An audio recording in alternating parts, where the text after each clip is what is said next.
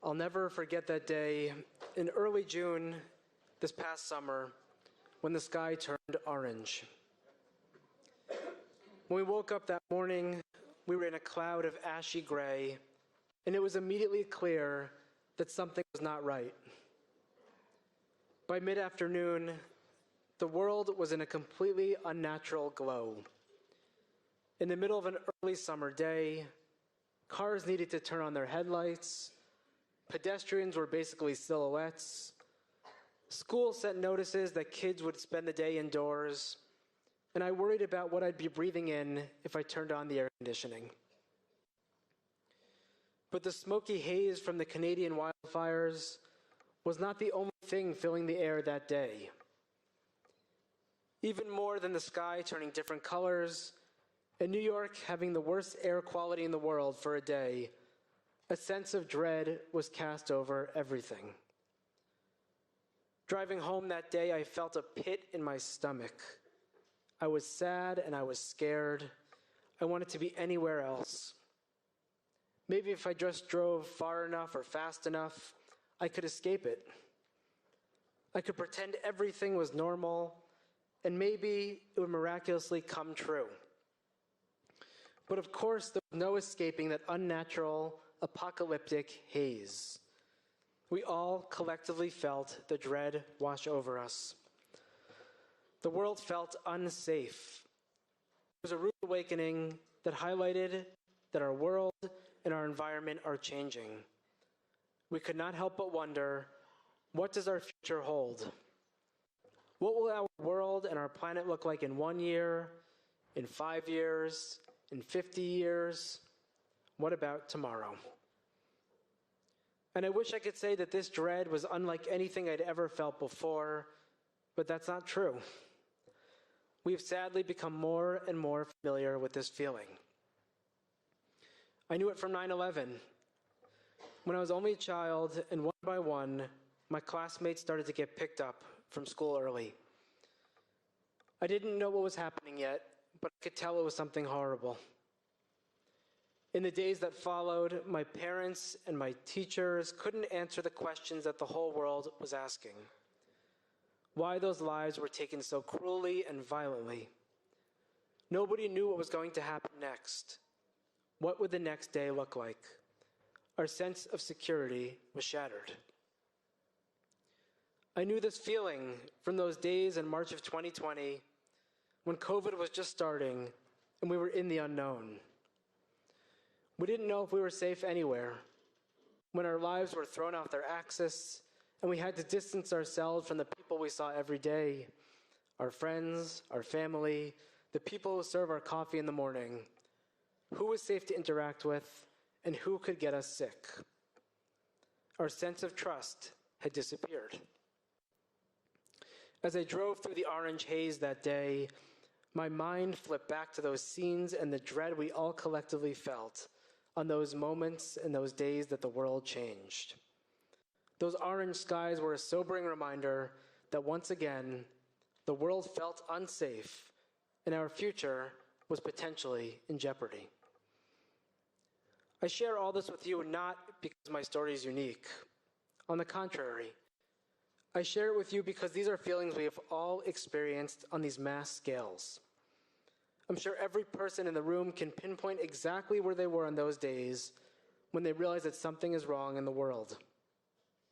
When that combination of sadness and of fear that we just wish we could run away from kicked in.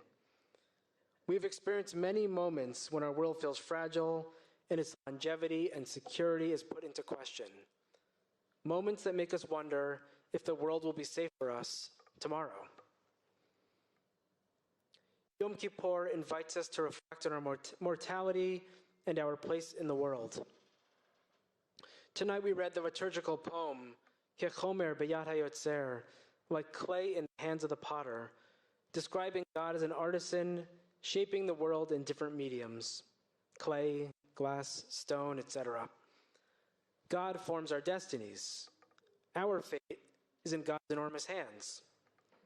But when we envision God as an artisan working with these materials, what makes this metaphor so powerful is that we know that these materials are precious, but they are also breakable.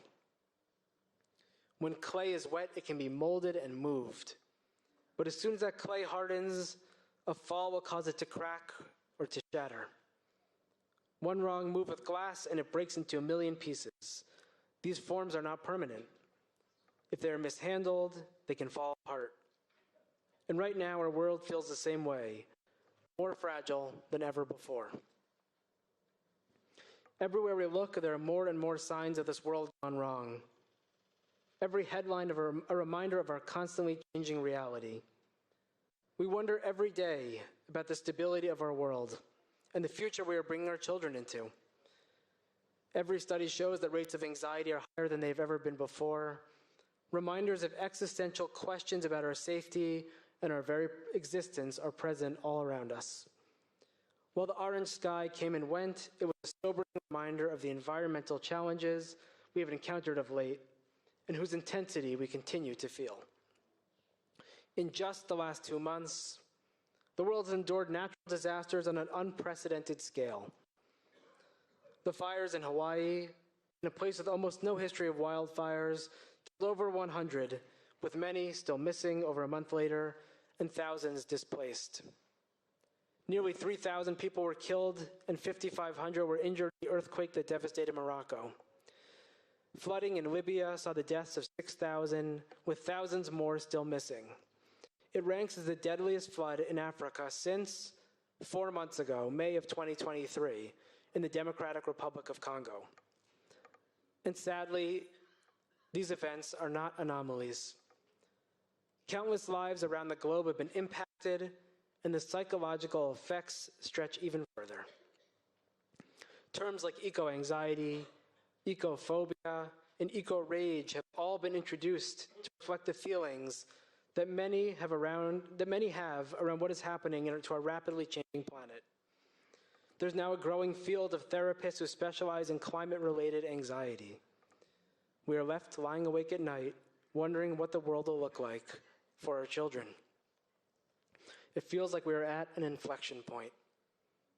For many, the natural disasters our world experienced this year, earthquakes, the flooding, the fires that led to orange skies, has made it impossible to deny the scary reality of our future. We ask ourselves, who is responsible for the world's fragility? Is it God, or is it us? Did God lead us to the place we are in, when our existence feels more fraught than ever before? Or are we responsible for the way the world looks now? And if so, what can we do about it? In the Unatana Tokef that we recite as a central piece of our Rosh Hashanah and Yom Kippur service, we stand in front of the open ark, housing God's Torah, and we talk about the fragility of life. Yom Kippur forces us to confront our mortality. It is the recognition that God is eternal, but we human beings only have a finite amount of time on this earth. We ask, who will live and who will die? Who will perish by fire and who by water? Who by earthquake and who by plague? Who by drought and who by landslides? In light of all the destruction the world has seen of late, these words no longer feel hypothetical. They feel alive this year. We are living in a time of the unexpected, a time of the unknown, and a time of the unplanned. And as a rabbi, it's hard to live in that space. In conversations I had with people in the synagogue preparing for this sermon and leading up to today, they told me they wanted a rabbi to address these emotions and the realities that we are all feeling around these issues. What will our world look like? What can we do to make the world a better place? And I sat with those questions. I sat and I looked for the answers, but at the end of the day, I don't know all the answers. After all, I'm just the assistant rabbi, not the senior. But we will do what we can. We can't let the unknown leave us frozen in fear. As I realized that day when I just wanted to escape the haze of the orange sky, these problems won't just magically go away. We must do our part, however small, to help bring light back to the world, for us and for our children. There's a story in the Talmud about a man named Choni HaMa'agal, Choni the circle maker. One day, Choni was walking along the road when he saw a man planting a carob tree. Choni asked him, "This tree, how long will it take for it to bear fruit?" The man responded, 70 years. Choni was appalled. 70 years? My face will be silver by then.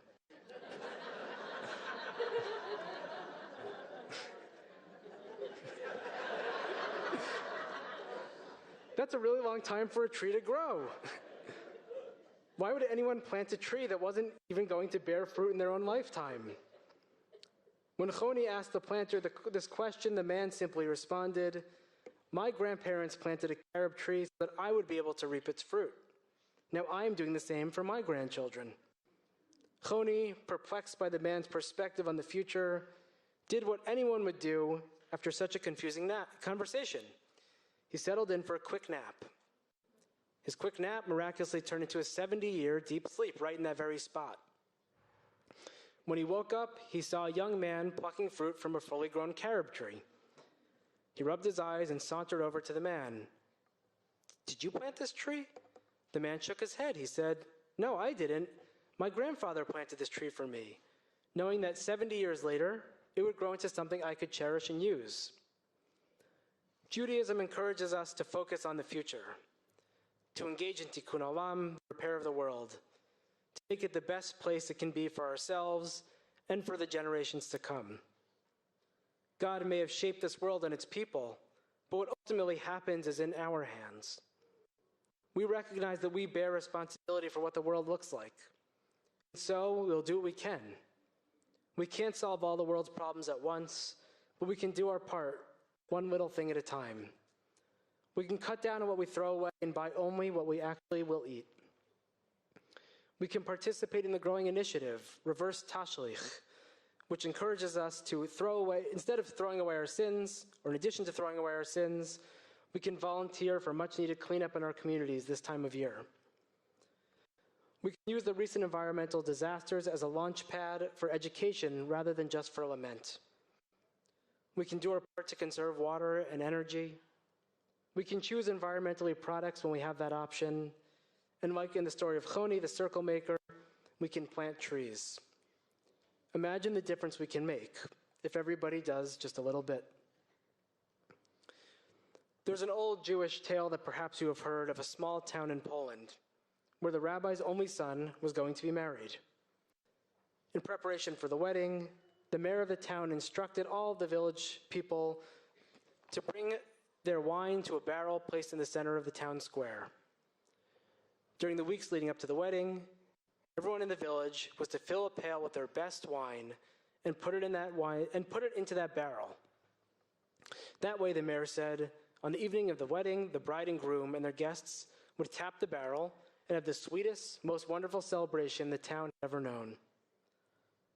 Over the next few weeks, hour after hour, day after day, a procession of villagers carried their buckets into the square and poured their contents into the barrel. As the day got closer and closer, the villagers grew more and more excited to taste that sweet wine. Finally, the day of the wedding arrived. They had said Mazal Tov, and the villagers moved into the town square to start the celebration. They all went immediately for the barrel, ready to fill their glasses with the rich wine that they all brought. The mayor was the first to place his glass under the spigot. The entire village fell silent as he turned the knob, and nothing came out. The villagers all immediately knew what had happened and lowered their eyes in shame. During the weeks leading up to the wedding, every single villager had only gone through the motions, pretending to add to that enormous barrel. After all, what's the difference if just one person sat out the activity? Each villager expected the other villagers to do their part, while in reality, nobody did anything at all. No single person was responsible for filling the entire barrel. That would have been far too much to ask. Instead, everyone had an obligation to contribute. Everyone had a responsibility to play their part. But because every person in the village abdicated that responsibility and assumed someone else would do that job, the rabbi's son and his bride had no wine to drink at all at their wedding celebration. Imagine the difference it would have made if everyone did their part. The questions the world faces now are too big for any one person to take on. But we must find ourselves asking a different question, one rooted in the rabbinic teachings of Jewish history. Im lo achshav imatai, if not now, when? Now is the time to take action. Let us all do our part to bring the sunlight back into our